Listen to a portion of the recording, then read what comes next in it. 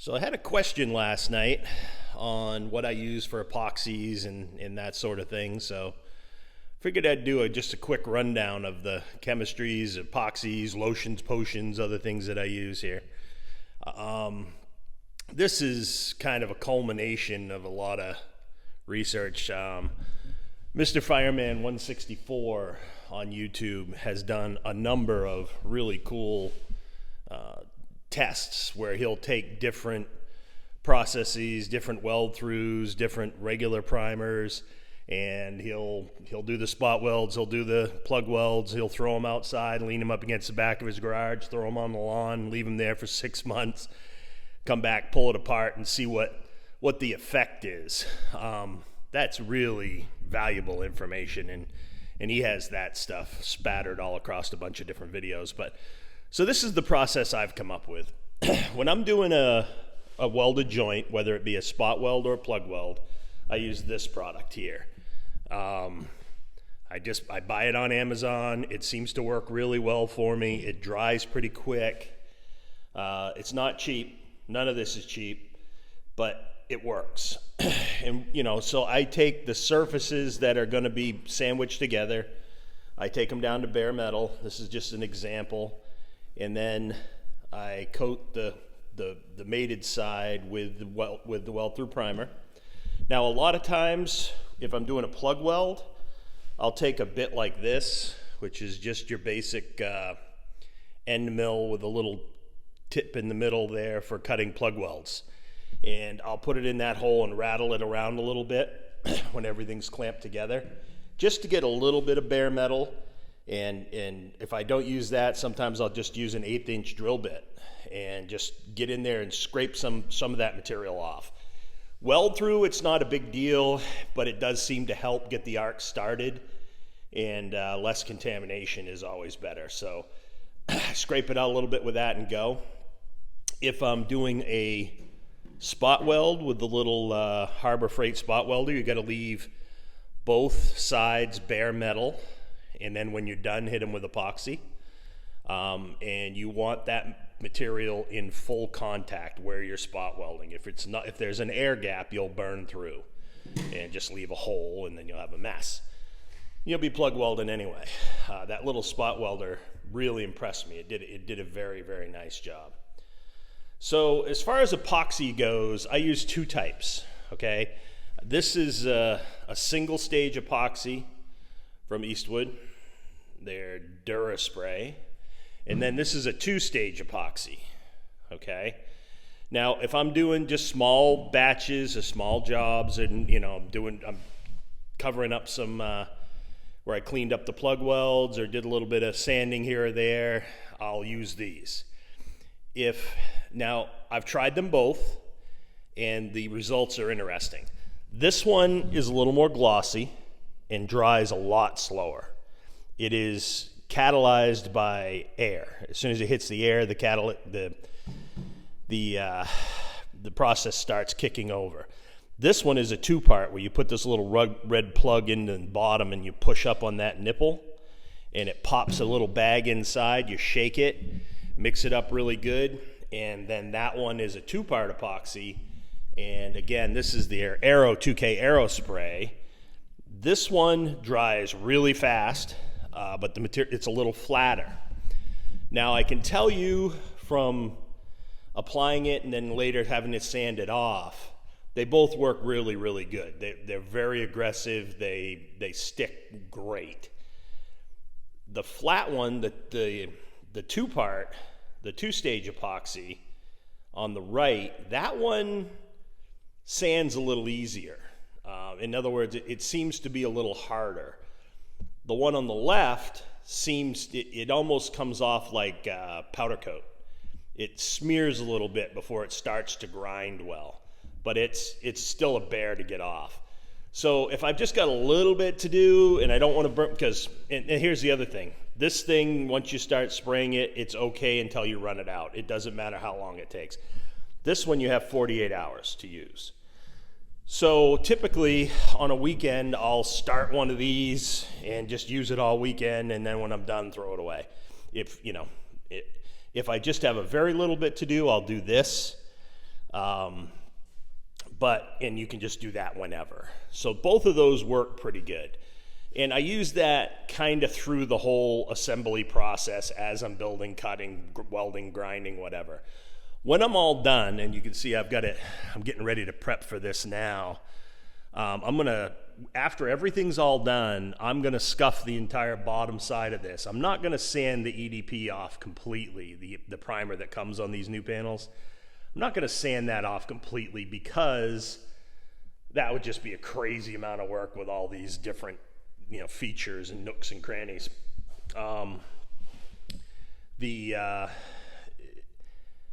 It just not worth it to me. So what I'll do is I'll scuff that really good so it has a good bite. Then I'll come back and spray it with a regular spray process with a paint gun with this 2K epoxy. I haven't used that yet. Everybody I've seen use it has pretty good results with it. That will become later. But before I do that, I also go and use this internal frame coating product.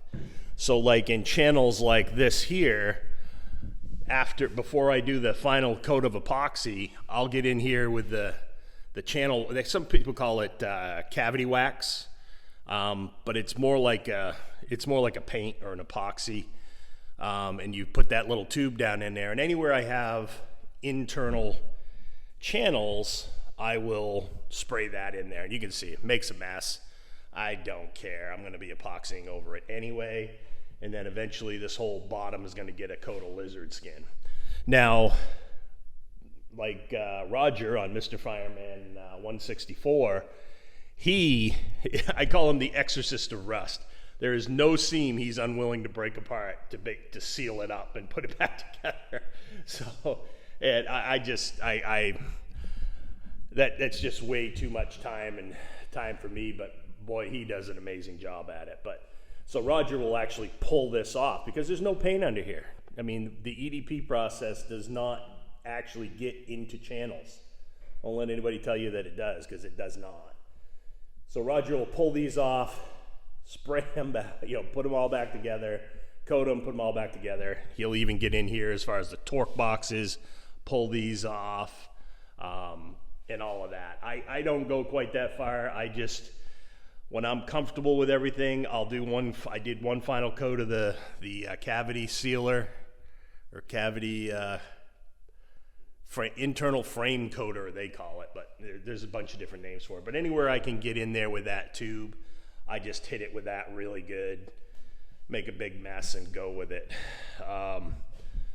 Like Roger, who I call the exorcist of rust, on the other hand, he will not rest until every cavity is completely gone through. So he's an amazing guy. So check him out. He's how I got started in all this, and in a lot of ways.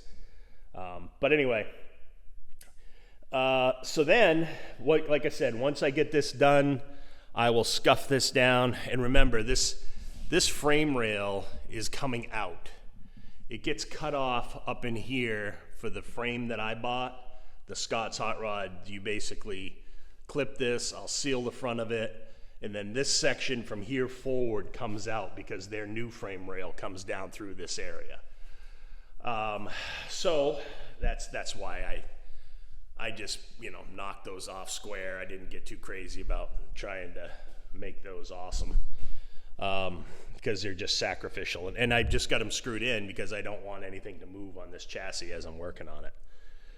So that's the deal. Now, the other things I use, like if I have to sandblast something, I will sometimes, if I don't think, if it's really pitted, or I don't think I can get all the way in, or there might be some microscopic levels of rust left, I will use this rust encapsulator product.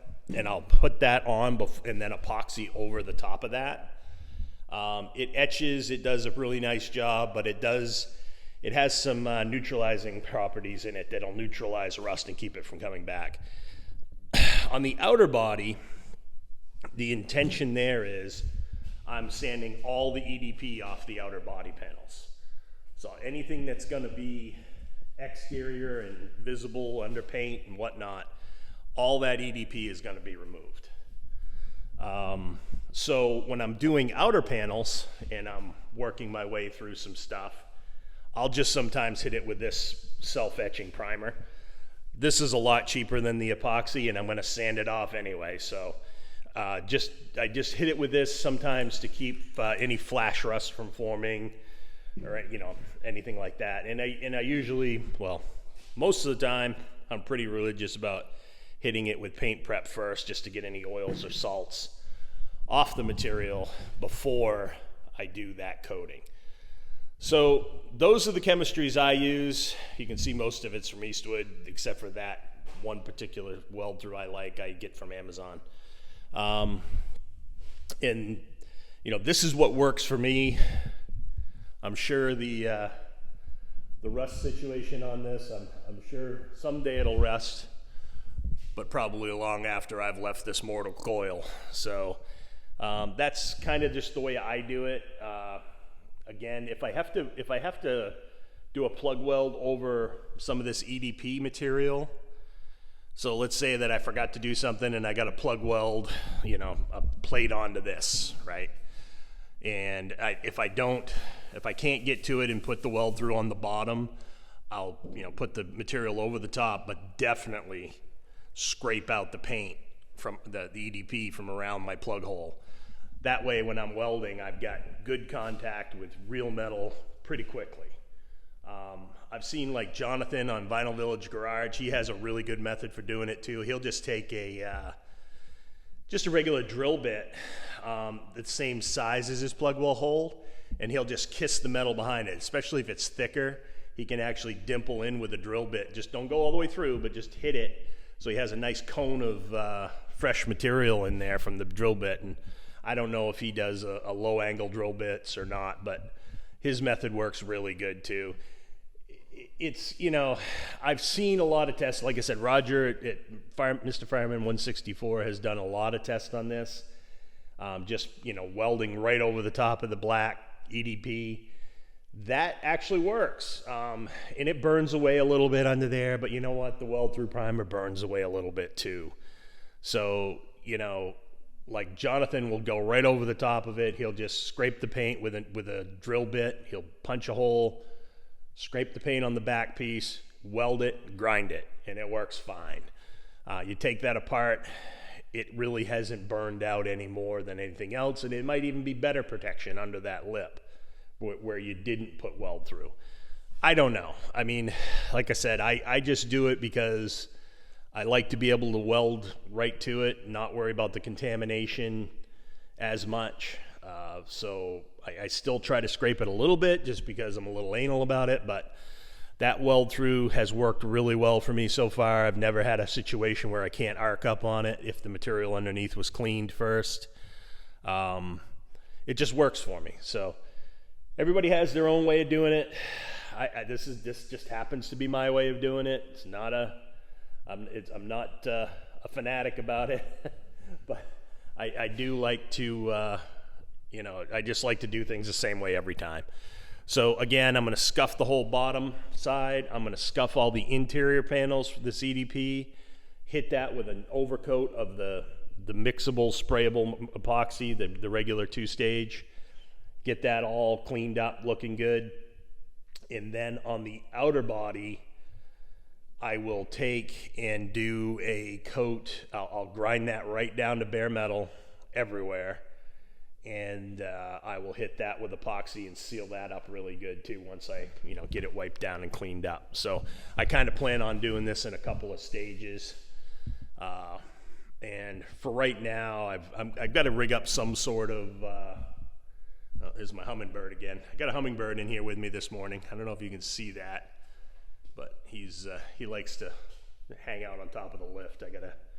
Hopefully I get the door up and he can figure out how to get out of here and not be stuck in here indefinitely. Oh, there he is. There he is. He's dive bombing us.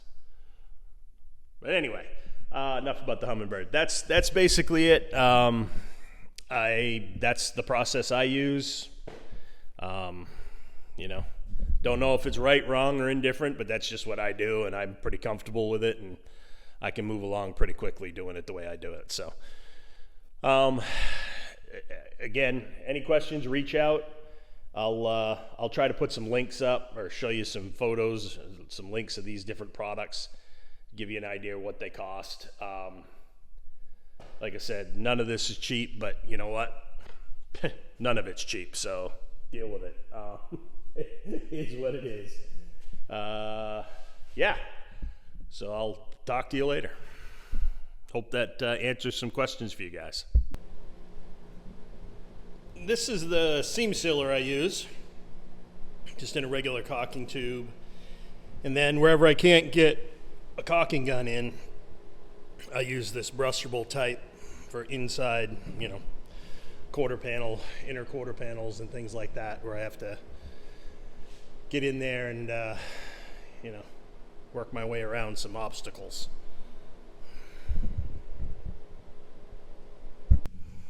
Oh yeah, here's an example of what I use for with the